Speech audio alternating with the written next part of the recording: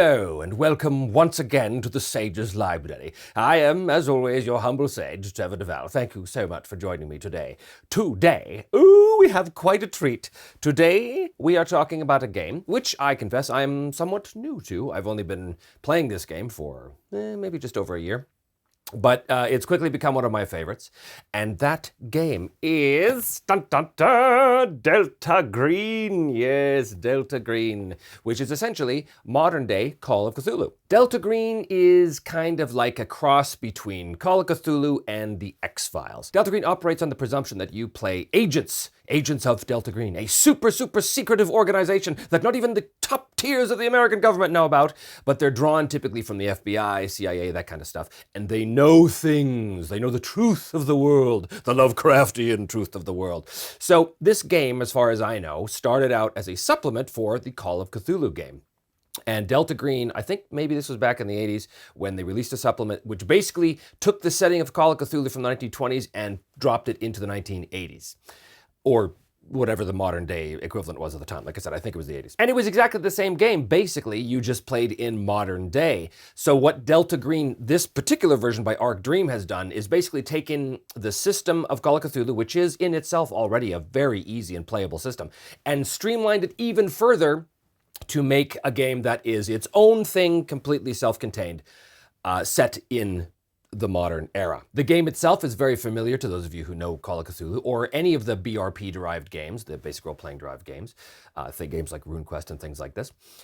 You have characters who have stats between 3 to 18, and then everything else is based on skills, and those skills are on percentages. So you roll D100 percentile dice in order to do something, right? So if you wanted to drive your car really fast and you're in a chase or something, you would roll on your drive skill. I think drive's a skill in this game. And if you roll under your skill, let's say your skill is 64. If you roll under your skill, you're successful. Great.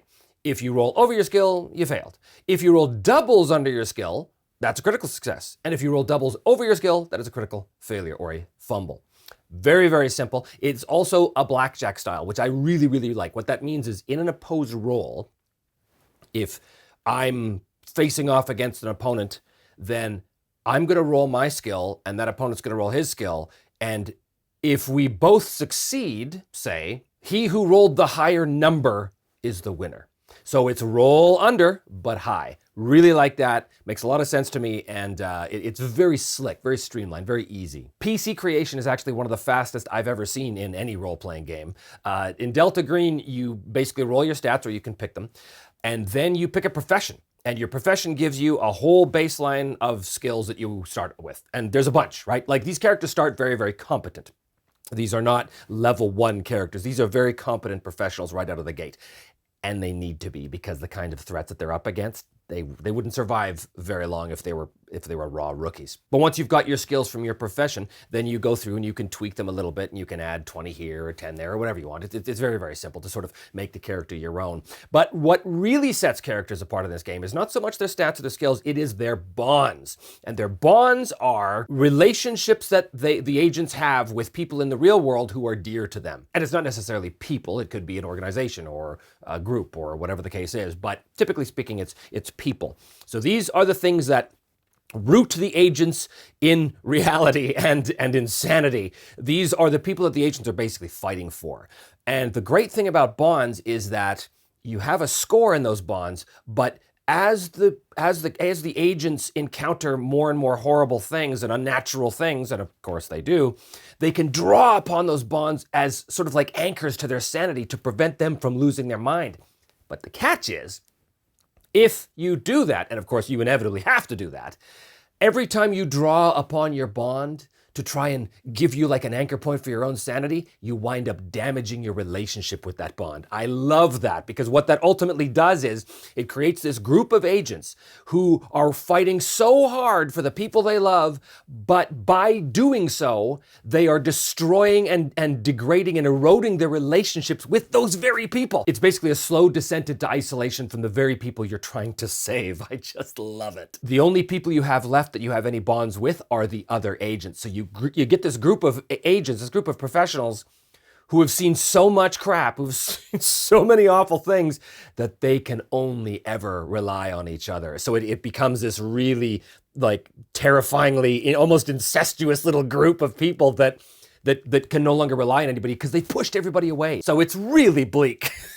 It's super bleak and dark, and I just love it. PCs have a sanity stat. Those of you who are familiar with Call of Cthulhu will know what that's all about. That gradually erodes the more that the agent encounters the unnatural or various stressors on their sanity. The fight against insanity is just as harrowing for these agents as the fight for their very lives. So it's a very, very important aspect of the game. Sanity you can get back under circumstances, but most of the time it's a one-way ticket. That sanity tends to go down, and the more it goes down, the more likely it is your agent's going to snap into a bout of temporary insanity or possibly gain a mental disorder. And what's really great about this game is that it shows you really excellent rules on how to portray those disorders or those moments of temporary insanity. It's really cool. Now, combat is actually simple, but very, very brutal. So it's not exactly simultaneous. You still act in order of dexterity rank, as you do in a lot of the BRP-inspired games. If you're in like a fist fight with somebody, then you roll your hand-to-hand skill or whatever. Well, that roll to attack, let's say, that roll also doubles as your defense skill against people trying to attack you. So it's very, again, very streamlined, and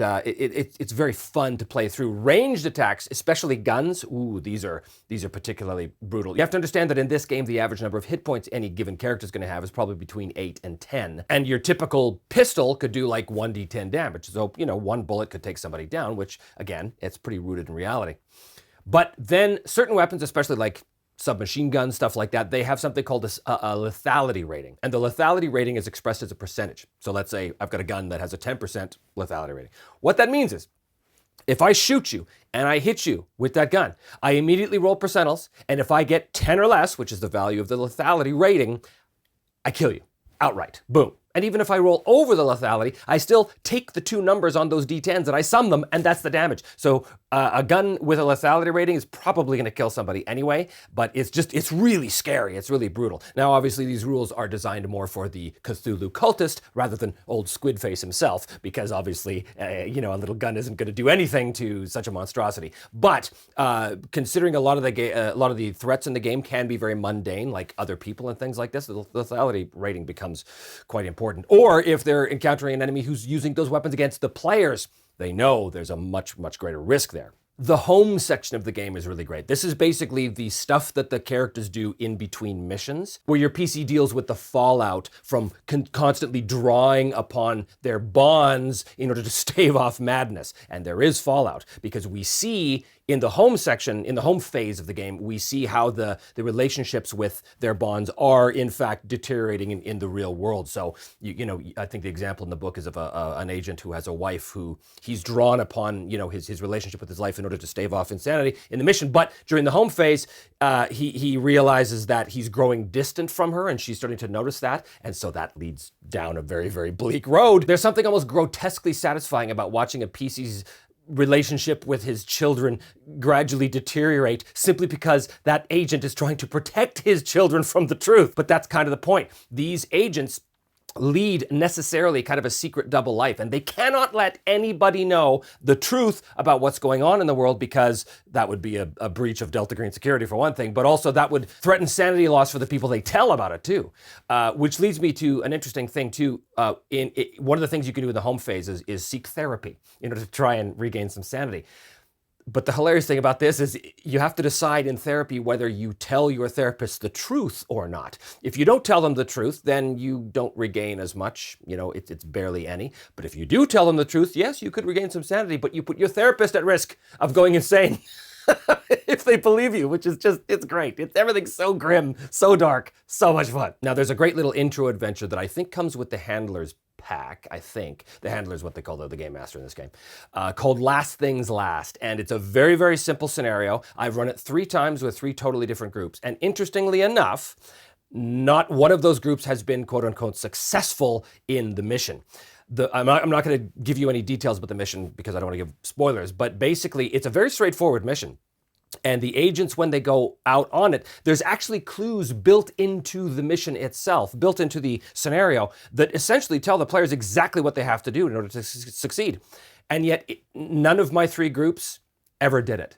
Some of the 2 out of the 3 groups found those clues and promptly ignored them or misinterpreted them, which is very interesting. That's part of the fun of the game for the handler is seeing how these players are just like missing what's apparently so obvious, but that's part of the fun of the game. The other group, the 3rd group, they actually had a TPK, a total party kill, because when they encountered the thing that you encounter in Last Things Last, they lost their minds. One of them completely snapped and started firing indiscriminately into the ranks of his own friends, wound up blowing off a fellow agent's head, and it was just ugly. Ugly, ugly. Not a single one survived. They all got killed gruesomely. It was just hilarious.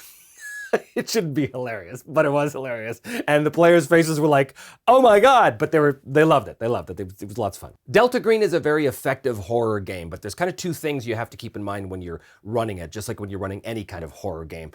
The most important one is that your players have to buy into it. You have to have the right state of mind for this. If your players are cracking jokes all through the whole thing, then it's going to completely kill the atmosphere and it's not going to be fun at all. So you have to have players that are wanting to embark upon this kind of horror game experience, this horror action game sometimes experience, and to treat it, fairly seriously. I mean, it's still just a game, but in order for the atmosphere to really sing, you have to make sure that everybody's on board. And that's not hard to do. You just have to explain that to your players, and they have to be interested in actually doing that. Not everybody is, but if you are interested in doing it, Delta Green is a great game for that. The other thing that helps, but is not absolutely necessary for the player's enjoyment, is some knowledge of the Lovecraftian mythos. Again, not at all necessary. A lot of my players actually knew almost nothing about the Lovecraftian mythos, and it was perfectly fine.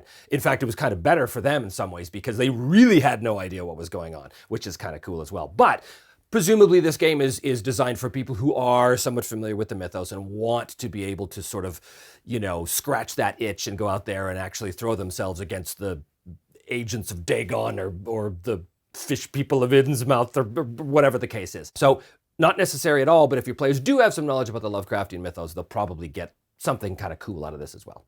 And there are a lot of sort of Easter eggs that are put inside the published scenarios as well for people who do know about the mythos. I don't want to say anything because I don't want to give spoilers away about any of the scenarios or anything, but there's a lot of things that are not contingent upon solving the scenario. You don't need to know the stuff. But if you do know what's really going on, it just gives those players a little like, I know what this is. I recognize this thing. So that's really cool. And the published scenarios are almost universally great. They're so well done.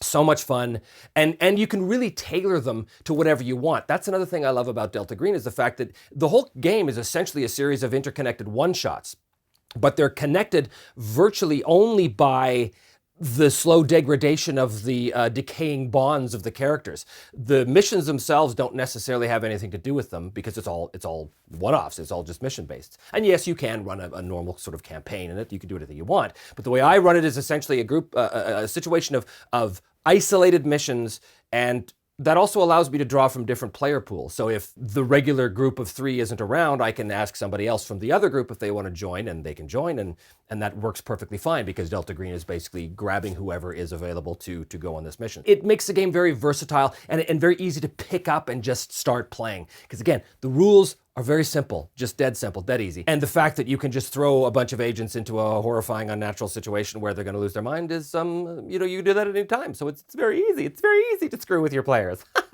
All told, Delta Green is a fantastic game, which I look forward to many, many hours of torturing my players with, and that is why it will always have a respected place here on these shelves in the library. Thank you so much for joining me here today. And if you do want to help support the channel, please do hit like and subscribe, or join us on Patreon, or join the channel here on YouTube, or go to our online store and buy some merch and all that kind of good stuff. Thank you so much, and we will see you next time on the Sage's Library.